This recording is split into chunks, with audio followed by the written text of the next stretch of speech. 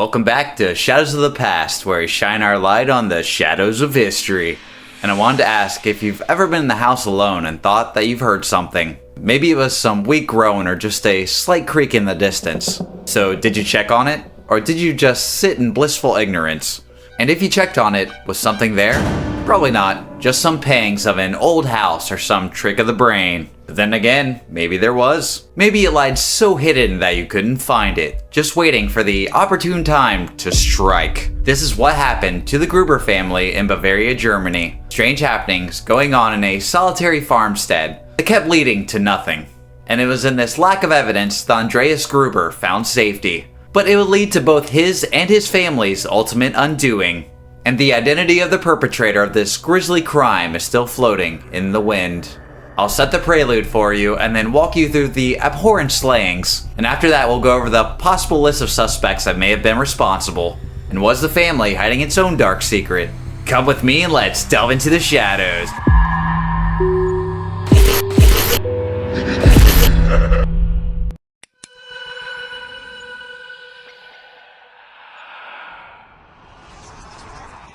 The Gruber home had been built years before in 1863.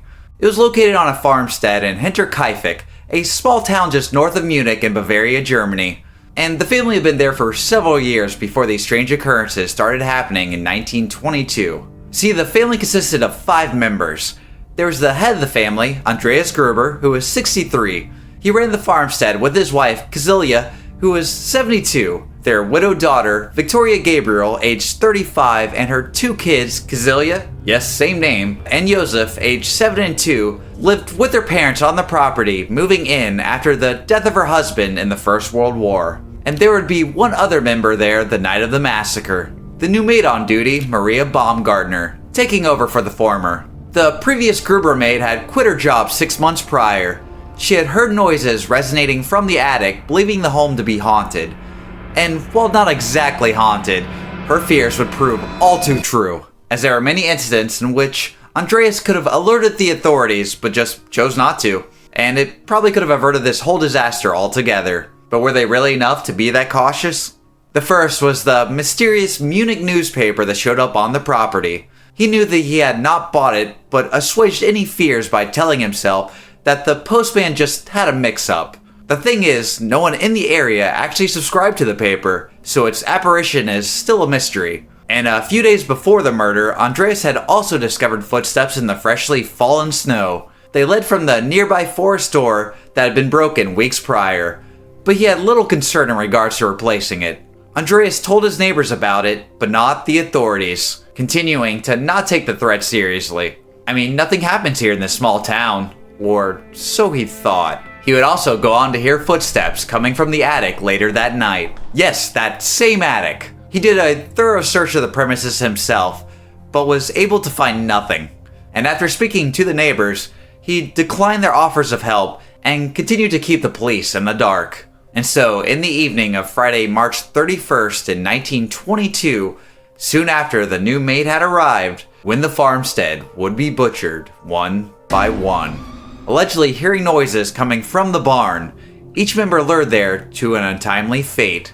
A mattock would be used to strike each victim, a pickaxe-style work tool often used in farming. The elderly Kazilia had been strangled. She was then struck 7 times in her head, causing fractures to the skull. Her husband's face had been so mutilated that his cheekbones rose from the mangled, bloody flesh like grotesque icebergs in an ocean of crimson. Victoria and her young daughter receiving similar fates at the brutal hand of the mattock. Victoria had 9 star-shaped wounds embedded into her face, while the young Kazilia's jaw had been completely shattered, surrounded in vicious puncture wounds. She had also gotten the worst of it, the other members almost dying instantly from the precise strokes, but Kazilia had been alive for several hours after the attack, the shock overcoming her as she ripped her hair out in clumps, before eventually succumbing to the throes of death. And after the executioner had finished with those members, they turned their sights on the sleeping Joseph and the maid watching over him.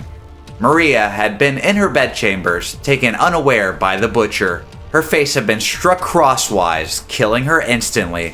The killer would then walk to Joseph's cot, where they would end the young child's life with a heavy blow to the face. The chilling silence of the unthinkable acts covering the night in godless darkness. It would be 4 days before the bodies would be discovered. On April 1st, a coffee seller would come to the farm to take an order, but would get no response. He tried rapping on the windows and walking around a bit, but just couldn't find anyone, leaving only after seeing the machine room's gate open. This would not be unusual though, as the Grubers had been a quiet family that usually stuck to themselves. A mechanic would also show up on the 4th to repair an engine. He had not heard from the family for an hour, so he decided to go ahead and start the repairs. It took about 4.5 hours, and during this time he said he heard nothing but the sound of the farm animals.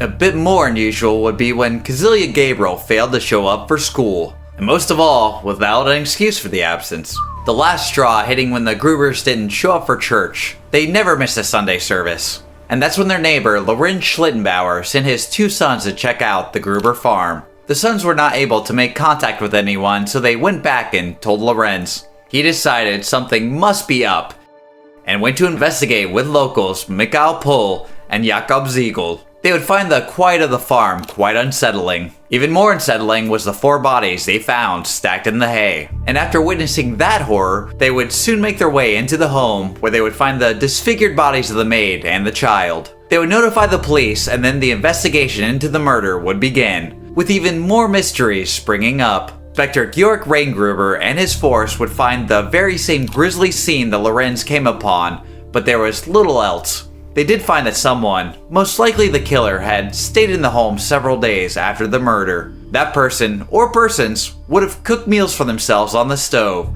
all the while feeding the animals and even the Gruber's Pomeranian. How thoughtful. And it seems some items had been moved, including the mattock that had killed the family.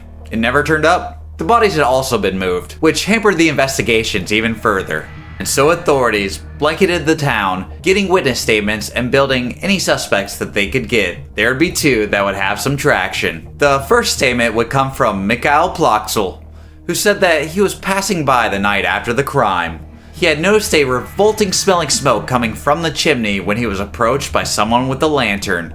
They had used the lantern to blind Michael, causing him to run away quickly, wanting no part of what he was seeing or smelling. And that same night around 3 a.m., local farmer Simon Raylander saw 2 figures at the edges of the forest. When he got close, they would turn their faces so that they would be obscured by the cover of night. And this would be the same forest that the snow tracks originated from that led to the Gruber's machine house. And so, with that almost non-existent knowledge, Inspector Reingruber decided to look at some of the vagrants, and those who might want some of the large sums of the Gruber's money. Peter Weber's name was brought up by Joseph Betz. He had worked with Weber as a laborer in the winter of 1919. During that time, Weber had mentioned to him that there was a remote farm with an old couple guarding it. They could go in, kill the old man, and make out with all the money. Betz wasn't having it, and so Weber quickly dropped it. Betz testified to all of this in court, but little of the information went anywhere. And as far as mysterious figures, there's 2 pairs of brothers that could have fit the bill. One of the former maids for the Grubers, Crescence Rieger, believed the brothers, Anton and Karl Bickler, to be the culprits of the crime. They had helped with the potato harvest a couple of years prior. This would lend some credence to them having knowledge of the premises and intimate knowledge of the family. Bickler often asking Rieger for what she knew. And it also being brought up that once in the reports that Anton had mentioned that he wished the family dead. And that Pomeranian I mentioned earlier, it barked at everyone, but it didn't bark at one person. Anton Bickler. Rieger told police that the brothers may be working with another previous employee, George Ziegel. He had known about the family fortune and was accused of breaking into the home and stealing a number of items. He denied this. But what he didn't deny was that he had carved the handle of the mattock himself. The same mattock that would be used to obliterate the hapless victims. He also knew it would be normally kept in the barn passage. And then there was the Thaler brothers. Rieger had also pointed the finger at them as possible suspects. She had mentioned Joseph Thaler standing outside of her window at night. So already weird. He kept asking questions about the Grubers, but Rieger wouldn't answer. Eventually, Thaler would tell her that he knew about the family money, who it lies with, and where they sleep. She wouldn't give in though. Continued to play stupid, and Thaler would take off with another stranger, both stopping to peer at the machine house before leaving. All this came to absolutely nothing. One big reason was that there was no money taken from the Gruber home. All the valuables and anything that would have been right for a thief's grips were left behind. So none of these suspects seemed too likely. And there was another set of brothers that was investigated for a different set of reasons. Antolf and Anton Gump had fallen under suspicion due to their connections to the Freikorps Oberland. It was a paramilitary group set up to fight against the communist and Polish insurgents. It had been started by Rudolf von Sebendorf, president of the Thule Society, the organization dedicated to the occult and paranormal. It would be filled with Nazi sympathizers and eventually succumb to the Nazi Party. The same thing happening to the Freikorps, and with the group having a massive list of people who they deemed traitors who needed to die, while successfully killing around 400 of them. I could see why investigators turned their eyes to the brothers. They'd killed 9 farmhands in 1921. Their sister, Crescentia Mayer, while on her deathbed, told authorities that they had committed the murder. The investigation took several years, with Anton even going into police custody, but nothing could be proven and the case against them dismissed. This led investigators to the next 2 suspects in the case, the ones closest to the family: Victoria's previous husband, Carl Gabriel, and the aforementioned neighbor, Lorenz Schlittenbauer. But before we talk about them, we have to talk about the unfortunate secret the family came to bear. In the year 1914, the same year that Victoria's husband died in France, Andreas Gruber was sentenced to a year in prison for incest. Victoria herself also receiving a month, which seems pretty messed up if she was the victim, which is highly likely. Cecilia would have been born in 1915 and Joseph in 1919. Due to all of this, there are rumors that Andreas might actually be the father, and while Victoria could have taken up some temporary suitors, the optics on this one doesn't look too good. And that's where Carl Gabriel comes into play. When attacked in Arras, France in 1914, his body had never actually been recovered, and so a theory was formed that Carl had discovered the incestuous nature of the family and executed them all in a fit of rage. POWs in the Second World War were released from their prisons by a German-speaking officer who claimed to be the family slayer in Hinterkaifeck. Some of them changed their statements, which made all of this look pretty flimsy. Even more flimsy when you see the witness statements of soldiers who had first-hand accounts of seeing him hit with a mortar shell and his lifeless body resting on the ground. But there was another man who could have known about the horrible happenings between Victoria and Andreas. One who lived right next door. Lorenz Schlittenbauer first came under scrutiny because of some suspicious actions he took when first discovering the bloody scene. After breaking a gate to get in and discovering the 4 bodies in the barn, Lorenz then headed to the house. From there he produced a key, unlocked the front door, and then went into the house alone. The Gruber's second key had been missing for several days. But it wouldn't be missing if it was given to, say, a lover? Because when asked why he went into the house alone when they had no idea if the killer was still even there, he told his companions that he had to find his son Joseph. There are rumors about Lorenz being the father of Joseph, but he constantly denied them. He would restate that he was Joseph's father to the police later. But when questioned why he would be saying this now when he denied it the entire time, Lorenz stated the incestuous nature of Andrea's and Victoria's relationship coming to light made him question the paternity. This pretty much getting confirmed with police records. Victoria attempted to get the courts to force Lorenz to make alimony payments. Witnesses claiming to see Victoria arguing with him about the payments the day of the murders. So could a man who was in financial trouble and now had looming alimony payments be able to murder the family in cold blood to free himself of this debt?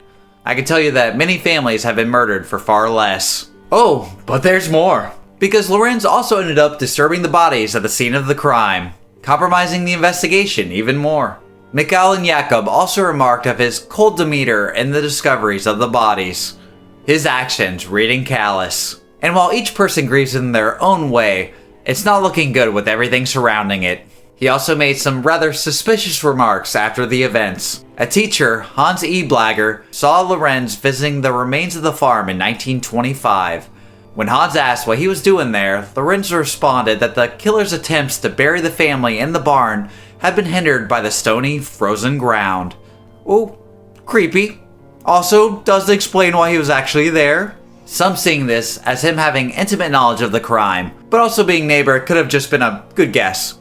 Still creepy though. The police would not be able to find any evidence to link Lorenz, and the investigation dropped. He would go on to win several civil claims against those who would slander him as the murderer of Hinter Kaifek. Which, I'm not gonna say it, but oh buddy, is that a lot of compromising evidence. Top of the list. And there was actually one more person that came up that could weirdly be a likely candidate. Author Bill James wrote a book called The Man from the Train about a German migrant. He alleges that Paul Mueller was responsible for 59 murders throughout the US. He uses statistics and patterns in the executions to draw a bloody map. At one point, he mentions that Mueller could have been responsible for the Gruber murders, believing he could have fled the US after having too much heat on him, and then he flew back to the native Germany. There, while traveling, he then preyed upon the family. Some of the patterns include, now stop me if you've heard this one, killing families late at night with a pickaxe after observing them from a nearby barn. He would also often stack the bodies and leave any valuables untouched. And there's the unfortunate fate of the young Kazilia, her lingering death tearing out her own hair. Mueller had a horrid predilection towards prepubescent girls that leveled on sadism. While the adults usually had died in their sleep, the juvenile girls would show signs of struggle. Could she have been the victim of this same monster? Possibly, but there were some inconsistencies. He usually chose houses with no dog, so there was no warning of his intrusion.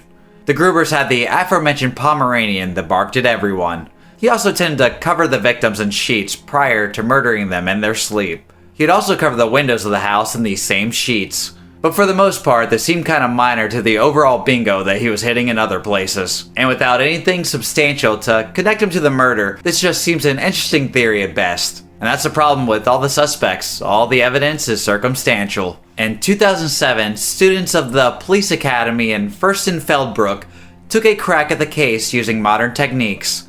Their investigation actually led them to finding one primary suspect that they believe did it. The name will not be put forth though, out of respect for the descendants. This makes me think then that it wasn't any of the aforementioned suspects, as their name would already be out in the public. So I'm guessing that it might have been someone new that they may have uncovered through new evidence. The other half is how the police handled the case, despite the tampering of evidence. The investigation itself was pretty light. They hadn't even bothered dusting for fingerprints, which was definitely a used technology at the time. The Academy would note just a general lack of professionalism that seemed to be present. And speaking of lack of professionalism, the Gruber's heads were sent to psychics. They removed the skulls and sent them off to Munich for examination not long after the autopsies. This also included an investigation for paranormal clues using clairvoyance. And I'm gonna go on a limb here and say that they probably didn't say a whole lot. And if so, the skulls aren't the only thing that need to be examined. The barn ended up being razed a year later, burning away any DNA evidence. The only new thing being found in the wreckage was a penknife. In 1971, a woman claimed her mother had met with the murderers when she was 12. One of the brothers mentioned he regretted losing his penknife, but the former maid, Rieger, is certain that it had already been on the property prior. In the shadow of these brutal slayings, its executioner will always remain in the dark. But what didn't remain in the dark was the horrible acts that Andreas committed on his own daughter. So sad to see a family that was already suffering end in such tragic fashion. It's also unfortunate that the police acted as they do in a lot of the cases that we see, where the initial investigation seems to be taken far too lightly. And even though they kept the case open until 1986, those first failings resonating far after. And so this case will always be a true mystery, a blighted cloud floating through time, covered by the darkness of time's shadow. Well, that's it. The worst family slaying that Germany has unfortunately ever seen. And being someone who is curious by nature, not knowing who the murderer is going to drive me truly insane. I feel like most evidence seems to point towards Lorenz, but without any hard proof, it's hard to say. And Mueller's murder MO is eerily spot on. But with the police academy's investigation, it seems that they're all just red herrings. But who knows? Because we won't. And those skulls sure as hell ain't saying anything. And I hope you enjoyed the episode. Most of the information was in German, so information was a bit scant. And let me know if you possibly want me to touch on the Thule Society or Mueller in a future episode. Also, thank you again for delving into the shadows with me today. Goodbye.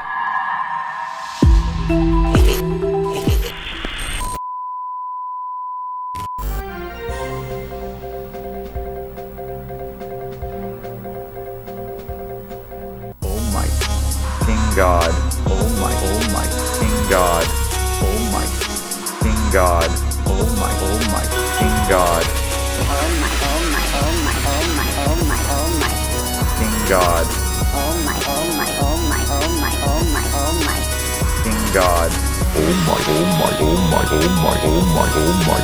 King God.